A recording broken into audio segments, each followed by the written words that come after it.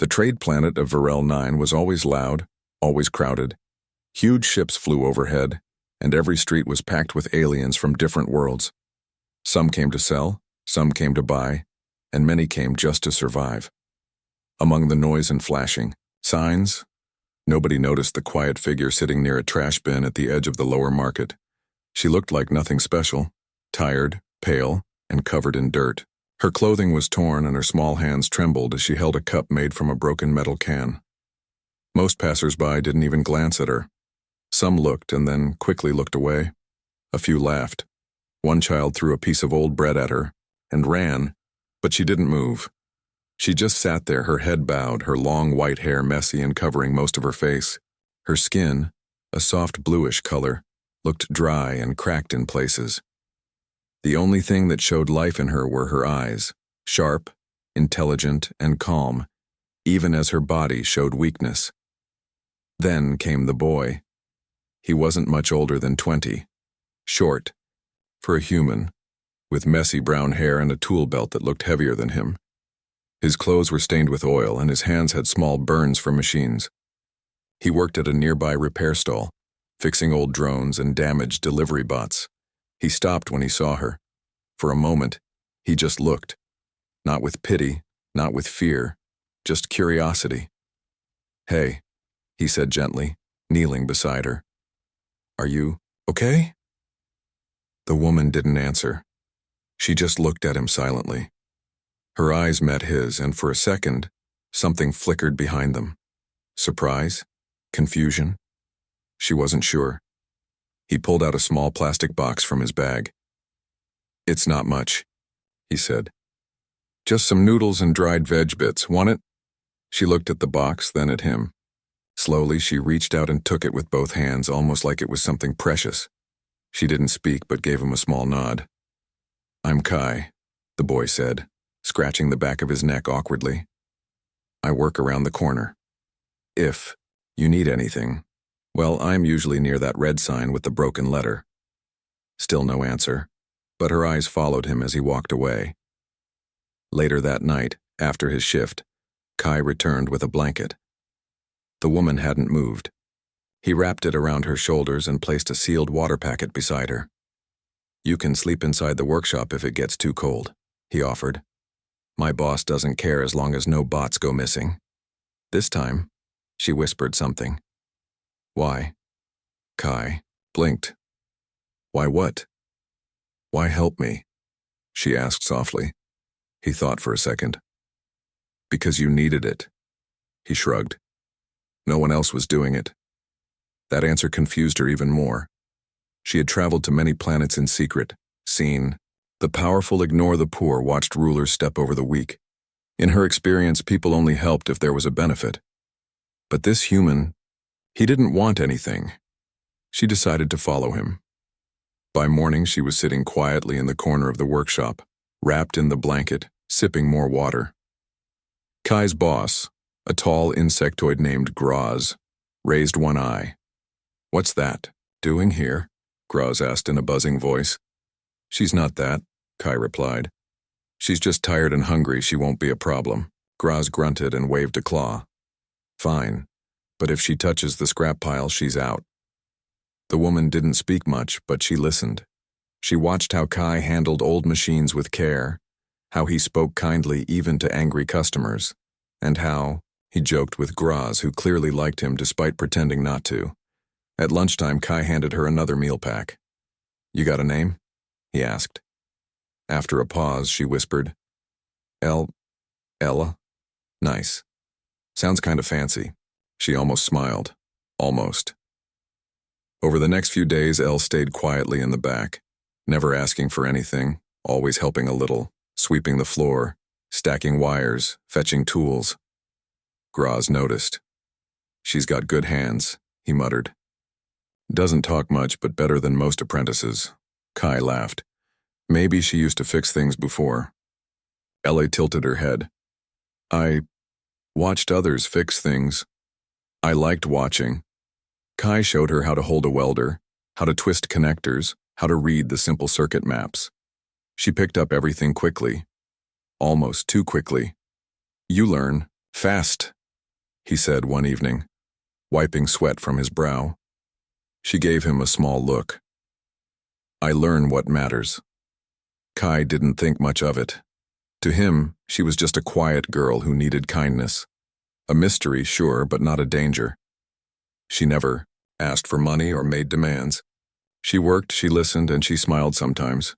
Tiny, soft smiles that came and went like a breeze. One evening, as the market lights dimmed and the streets grew quiet, a group of 3 rough-looking aliens walked into the shop. They were armed, large, and clearly not here to buy parts.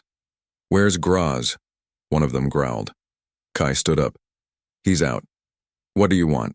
The biggest alien leaned forward. "Debt. He owes credits. We collect." Kai shook his head. "We don't have anything valuable." They started pushing shelves, tossing boxes, knocking things over. One of them grabbed Kai by the collar. Then, everything stopped, literally stopped. The alien froze mid-motion. The box in his hand hovered in the air. Even the flickering light bulb above the table paused its blinking. Elle stood slowly from the corner, eyes glowing faintly blue. She raised one hand. "You will leave." The 3 aliens turned pale. Their bodies shook. One dropped his weapon. Then, without another word, they turned and ran. Time seemed to return to normal. Kai stared at Ella. "What just happened?" She walked over, brushed dust off his shoulder, and softly said, "I owed you a favor." Then she sat down again like nothing had happened. Kai was speechless. Who was she, really? And what had he just gotten involved in? After that night, the shop was quiet. Kai kept working like usual, but something had changed. Every time he looked at Ella, he remembered what he had seen. The frozen moment, the glowing eyes, the way the dangerous aliens ran without a fight. He didn't ask questions at first. Maybe he was afraid of the answers. Or maybe deep inside he thought he shouldn't question someone who had saved his life. Elle acted like nothing happened. She helped with small tasks, organized tools, and swept the floor. But her hands no longer shook and her posture was no longer weak. She looked stronger, more in control, like a mask had been removed. Kai finally spoke after 2 days. "You did something back there," he said quietly as they sat near the tool bench. "Something I've never seen before." Ella looked at him with her calm, soft eyes. "Yes." "What was it?" "I stopped them." Kai raised an eyebrow. "Stopped them? You mean with your mind?" She tilted her head. "Yes." Kai let out a long breath. "You're not just some poor traveler, are you?" Ella looked away. "I was traveling. But I'm not poor. Not in the way you think." Kai wanted to press more, but something in her voice told him to wait. Instead, he changed the subject. "Can you teach me that mind trick?" he joked. Elle's lips curved into a small smile. "No, but I can teach you other things." Over the next few days, things became strange. More and more aliens came to the shop. They didn't buy much. They just watched. Some stayed near the doors. Others tried to ask questions, pretending to look at parts. A few even tried to take pictures. Graz noticed first. "Your little friend is drawing too much attention," he told Kai. "People whisper when she walks by. This isn't good for business." "She's done nothing wrong," Kai said firmly. "No," Graz replied, clicking his pincers. "But attention brings danger." Kai turned to Elle that evening. They sat on the roof of the workshop, watching ships fly past in the orange sky. "Are people looking for you?" he asked. Ella didn't answer right away. "Yes," she said finally. "But not because I did anything wrong. Because of who I am." Kai nodded slowly. Then, "Who are you?"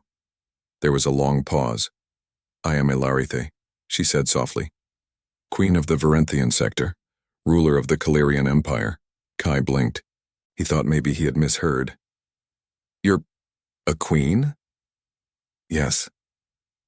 He let out a short laugh, more from shock than amusement. "And you've been sleeping in my workshop corner?" "Yes." "Why?"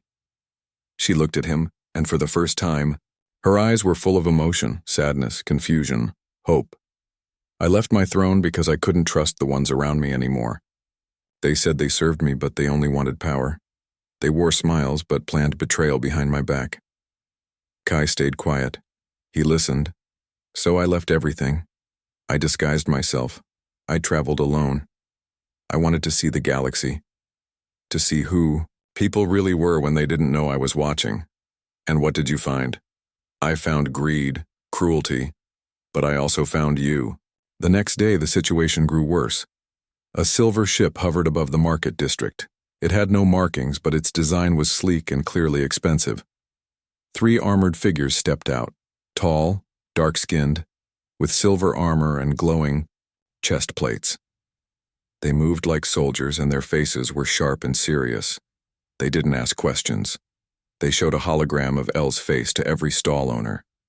Kai saw them from the window. He quickly ran to El, who was sorting wires in the back. "They're looking for you," he whispered. El stood slowly. She didn't look surprised. "Will they hurt you?" Kai asked. "Not if I go with them," she said. "Then don't go." "I have to." Kai looked around helplessly. "There must be something I can do." She smiled gently. "You already did. You gave me something I had not seen in years. Honesty. Kindness." Before he could stop her, she stepped outside. The soldiers spotted her at once. They moved forward, but didn't draw weapons. "Queen Ilarithe," one of them said in a firm voice, "your people await your return." She nodded. "Take me to them." Kai watched from the shadows. Ella didn't look scared. She looked ready. The soldiers escorted her to the ship. The engines began to hum. Kai stepped forward, his heart pounding. "Wait." El turned at the door.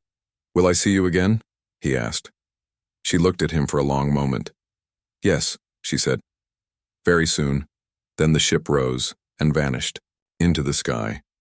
The workshop felt empty without her. Kai returned to fixing bots and cleaning wires, but his thoughts were far away. Graz didn't say anything. Even the noisy customers seemed quieter. 1 week passed, then 2, and then, on the 15th day, a message came, not through a communicator, but through the sky. A massive golden cruiser descended above the city square. The air shimmered as its landing beams touched the ground. The crowd gathered, murmuring in shock. Soldiers in bright armor formed a path, and there she was, El, but no longer in rags. She wore a flowing silver robe, marked with symbols of royalty. A crown of crystal rested gently above her forehead. Her hair was braided, her posture tall, and proud. Yet when she saw Kai, her face softened. She walked through the crowd toward him. Everyone stared. Even Graz gasped. El stopped in front of Kai. "I told you I would return," she said. Kai could only nod. "Why come back? You're a queen now."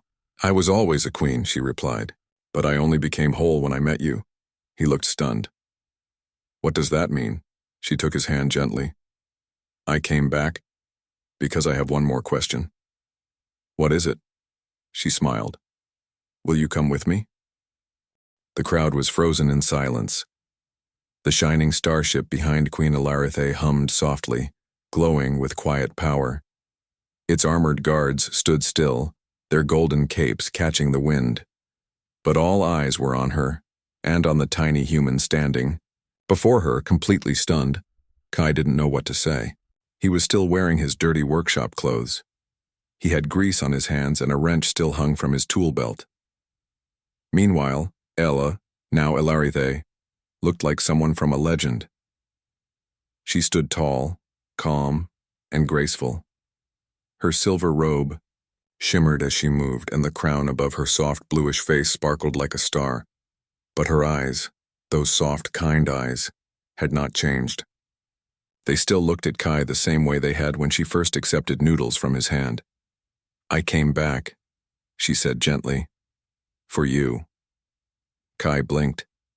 "Me? Why?" She stepped closer, her voice soft. Because I made a decision. One that affects my entire empire. The crowd gasped. My people need a leader they can trust, she said, turning to the watching aliens. And I need someone beside me who understands honesty, compassion, and strength. Not through power, but through action. She looked back at Kai. You showed me all of that without ever knowing who I was. Kai scratched his head. But I'm not a prince or a hero. I fix machines.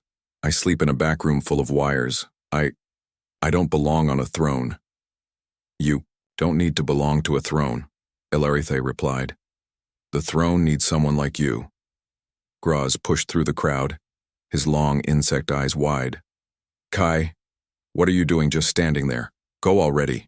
You got a royal invitation. Laughter rippled through the crowd, but it was warm laughter, full of surprise and joy. Kai looked back at Ilarithe. What happens if I say yes? You'll leave this planet with me, she said. You'll live in my palace. You'll learn about my world. And maybe, if your heart agrees, rule beside me one day. Kai took a deep breath. He had always dreamed of seeing the stars, but never like this. He thought about his simple life. Tools, broken bots, the same routine every day. And now, here stood a queen asking him to join her in a life of wonder. I don't know what I'm doing, he said. She smiled. Neither did I when I left my empire, but the path became clear once I met you. He nodded slowly. All right, I'll go with you. The crowd cheered. The journey to the Calirian Empire was like nothing Kai had ever imagined.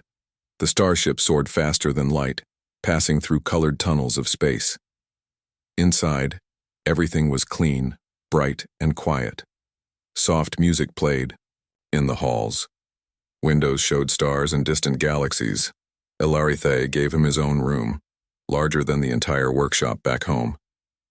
There were automatic clothes adjusters, food dispensers, and even a floating translator sphere that followed him everywhere. But Kai didn't care about the fancy things. He was more interested in her, in who she really was. They spent hours talking. He asked about her empire. She explained that it was made of over 200 worlds, home to many species. As queen, she had to solve conflicts, manage trade, and keep peace between ancient clans. But it became too much, she admitted. Too many lies, too much greed. I needed to disappear and to remember who I was. And then you met a dirty mechanic, Kai said with a smile. And I found the truth I had forgotten, she replied. When they arrived at the capital world, the view left Kai breathless. The planet glowed with rings of golden light. Giant trees reached the sky and crystal towers floated above the clouds. Hundreds of ships moved in perfect patterns guided by invisible systems. A royal shuttle took them to the palace, an enormous structure made of shining stone, surrounded by gardens and waterfalls. Creatures of light danced in the air. Alien, flowers bloomed everywhere.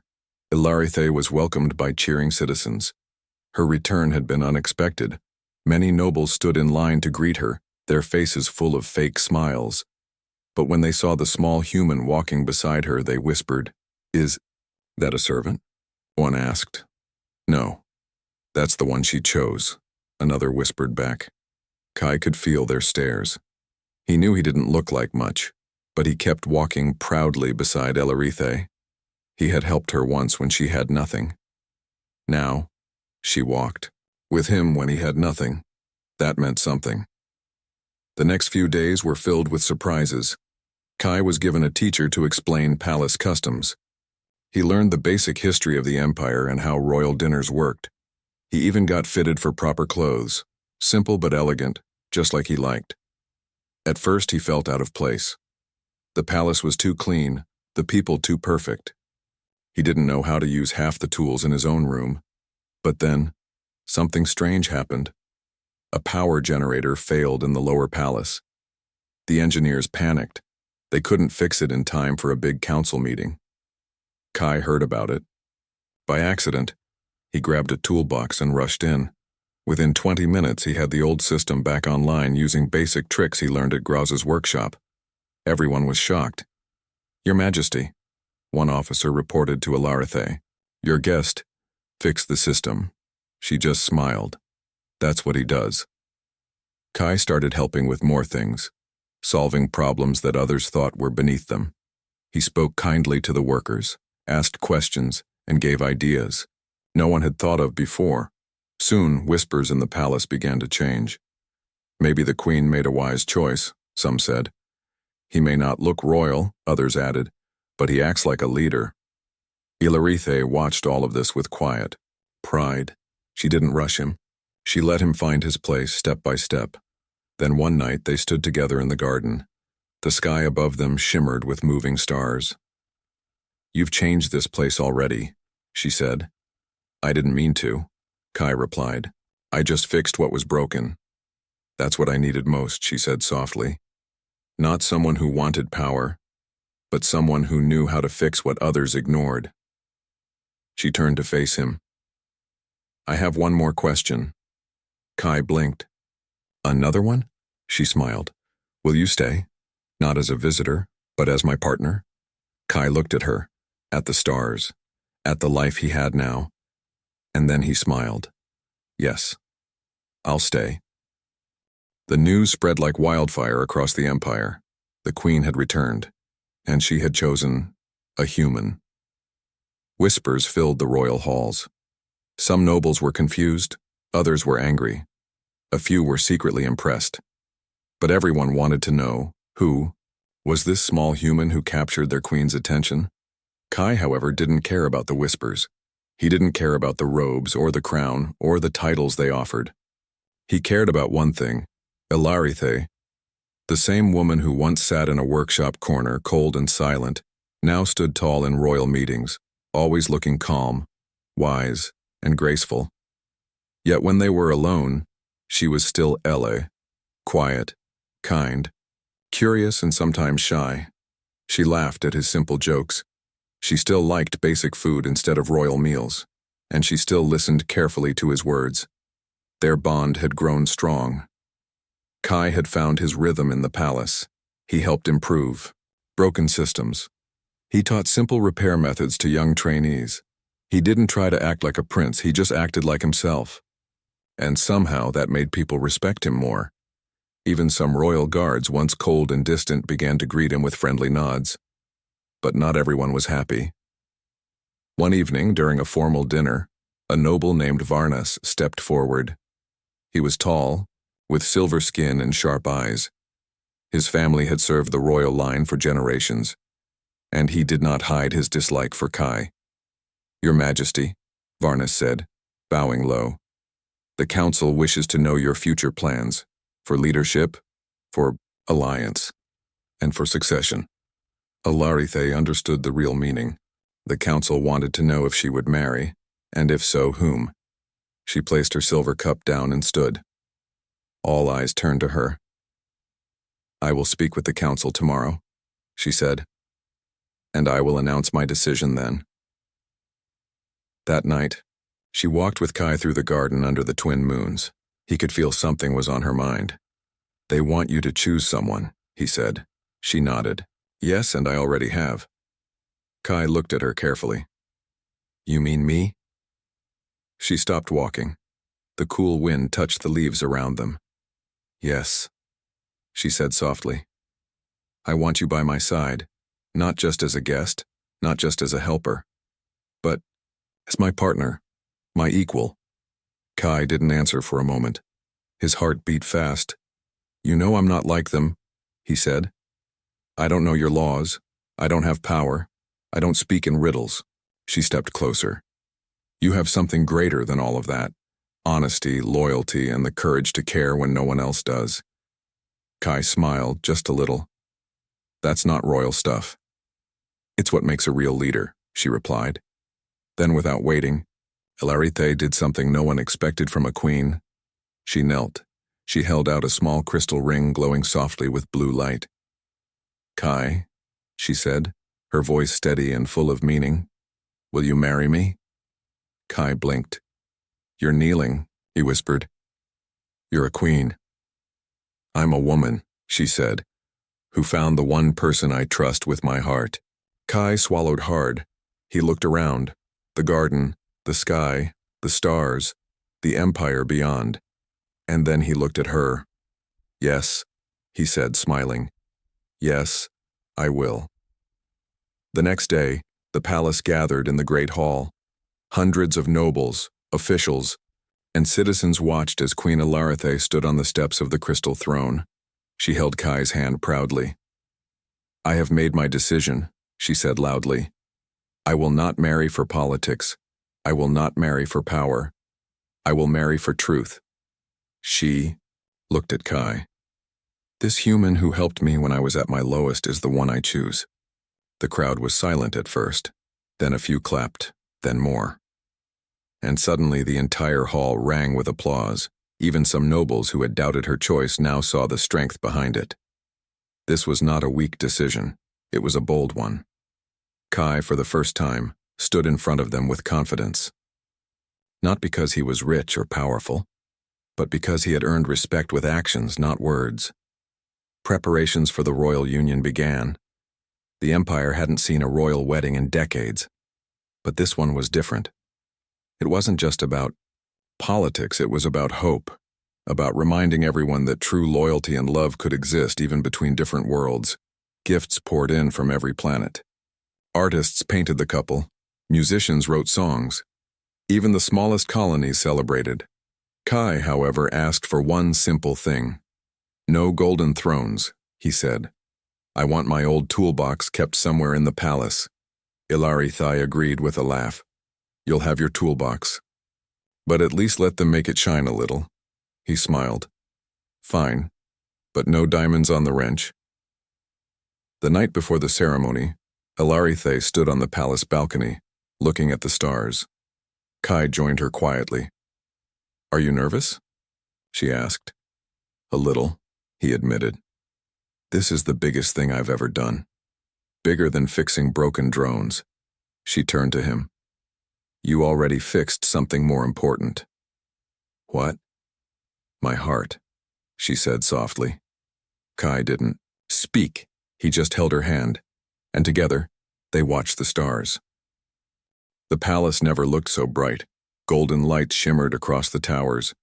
Floating lanterns filled the sky like stars. From every world of the Calirian Empire, people had come to witness the most unexpected royal event in history. A human marrying their queen. The wedding platform floated above a gentle lake surrounded by tall crystal trees. Light from the twin suns reflected across the water, creating a soft glow. The air was filled with music, slow and peaceful, played by creatures with glowing wings and long fingers. Hundreds of guests sat around the lake. Nobles, officials, even children from poor colonies who were invited as a special surprise. The queen had ordered that no citizen be left out of this celebration. And there at the center stood Kai. He wore simple royal robes, made to match his humble nature, no gold, no heavy crowns. Just clean white fabric lined with silver thread, and his old toolbox hanging proudly by his side. Ilarithe arrived from above, floating down on a platform made of light, wearing a dress made from threads of starlight. Her crown shimmered, but it wasn't heavy. It looked like something a traveler might wear, just like when she had first walked into his life. When she stepped beside him, she whispered, "You look nervous."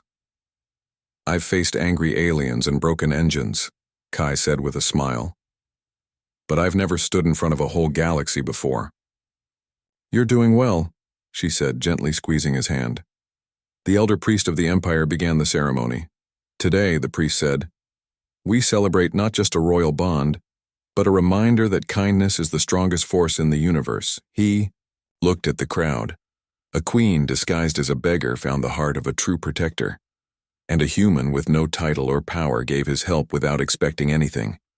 This is the spirit we honor. Then looking at both of them, the priest asked, "Do you accept this bond not for power but for unity, trust, and love?" "I do," said Ilarithe. "I do," said Kai, his voice clear and steady. The crowd erupted in cheers. Stars shot across the sky as the celebration began. Dancers from different worlds performed in the air. Flowers opened in every corner of the palace. Even the palace AI played cheerful notes across the city. But for Kai, the real moment was simpler. It was Elarithe's smile, the same smile she gave him the day he handed her a box of noodles. After the ceremony, the couple sat with guests, listened to stories, and laughed together. But when the crowd grew quieter and the night sky returned, Elarithe led Kai to a quiet balcony above the palace gardens. "This place," she said, pointing to the stars above, "felt cold before. Now it feels like home again." Kai looked at the stars and then at her. "Do you ever miss being just Elle?"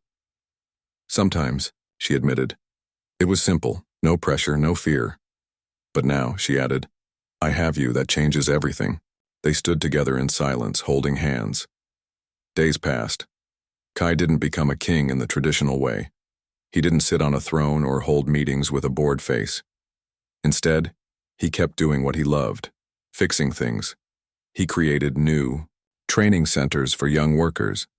He made royal technology easier to use in poorer colonies. He repaired old machines that others thought were useless. He even worked on the royal guard's equipment himself. People started calling him the Gentle Builder. The name stuck, and wherever he went, people smiled. Not because he was royal, but because he listened. He helped, and he never forgot where he came from. Even Graz, his old boss, was invited to visit the palace. The old insectoid burst into tears when he saw Kai in royal robes. "You fixed drones in my shop," he cried. "Now look at you." Kai laughed and handed him a new set of tools. "I never left the shop just got bigger." But not everyone liked this change. Some old nobles still whispered behind closed doors. They thought Kai was too simple, too soft, too human. One day a group tried to remove him from palace decisions. They thought he wouldn't fight back, but they were wrong.